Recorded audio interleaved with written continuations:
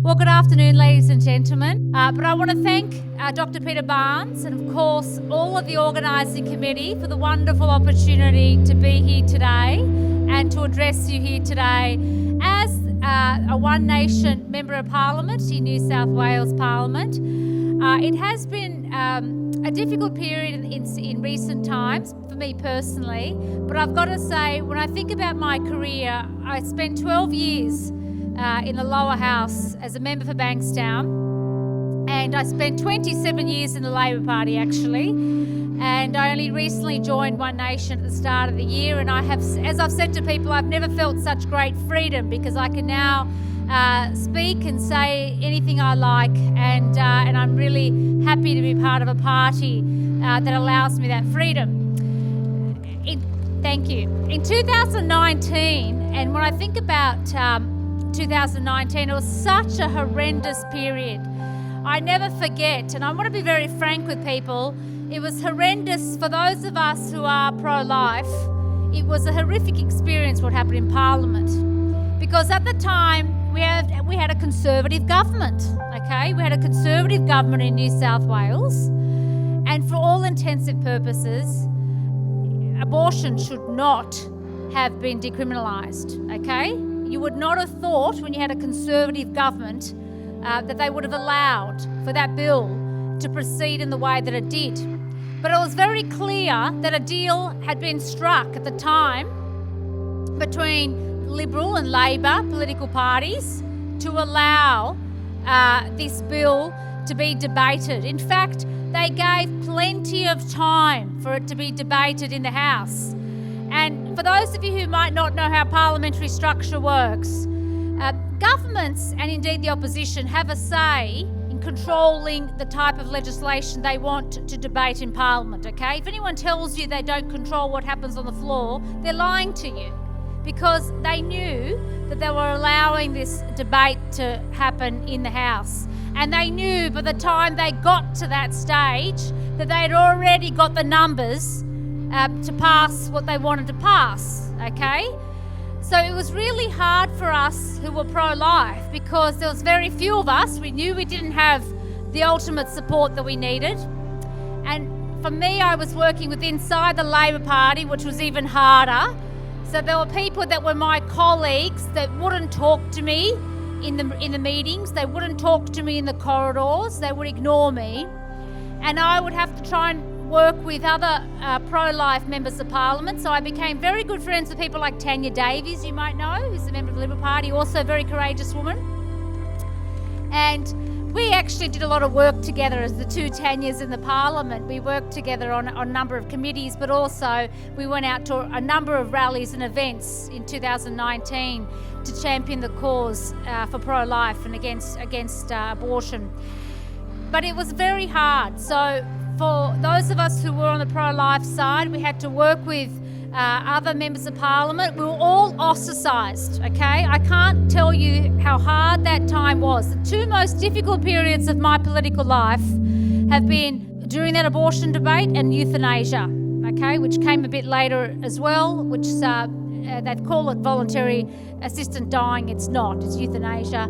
And that was also a deal done again between the Conservatives and the Labor Party. So they cut a deal to allow this draconian type of legislation through.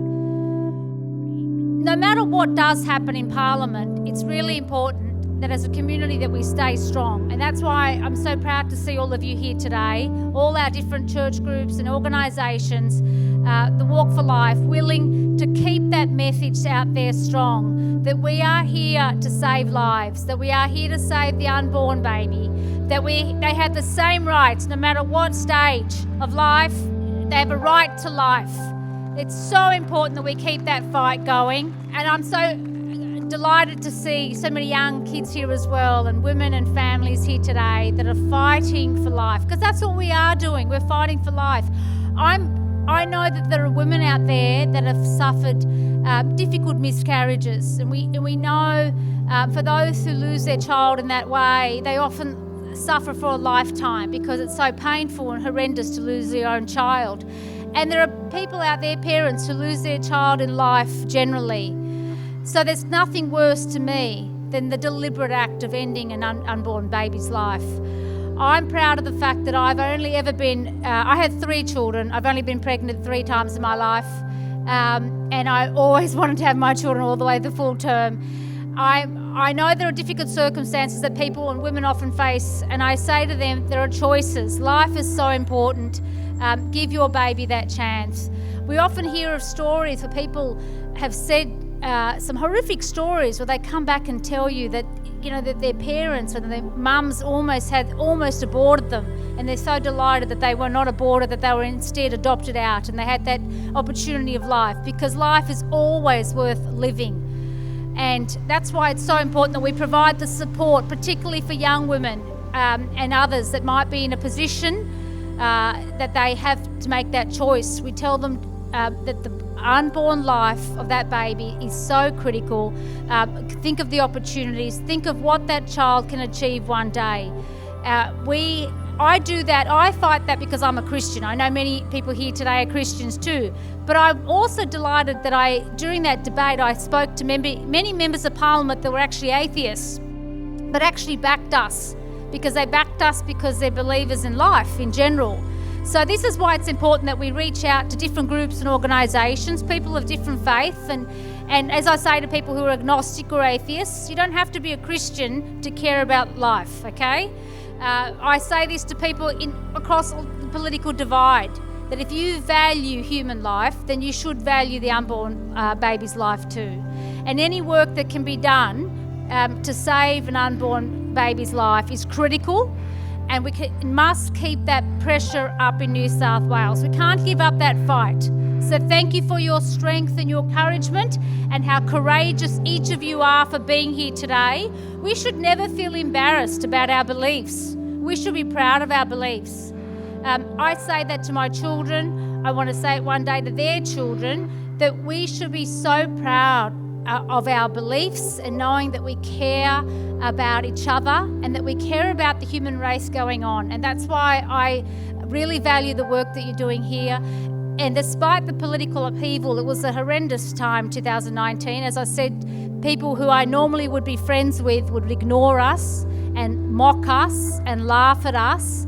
I still remember the attacks that I received on Twitter, on social media. Horrendous attacks from people trying to ram through the abortion legislation. It's funny, they talk about tolerance. There's no tolerance on their side, I can assure you of that, okay?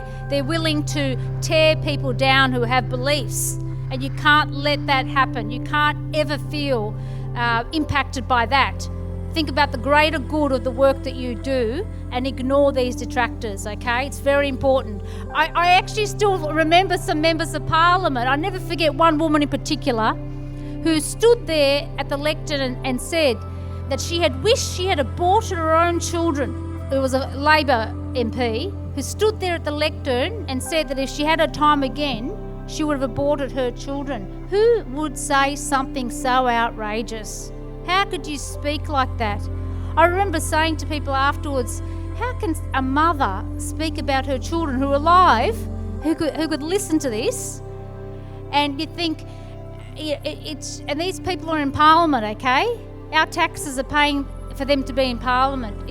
But it's important that we have other people that are strong, that stand up to people like that and send the message that life always matters. And that we'll continue to have a strong voice. So thank you so much for the courage. Thank you so much for being here today, for your passion, enthusiasm, and your wonderful belief in life. Thank you very much, ladies and gentlemen.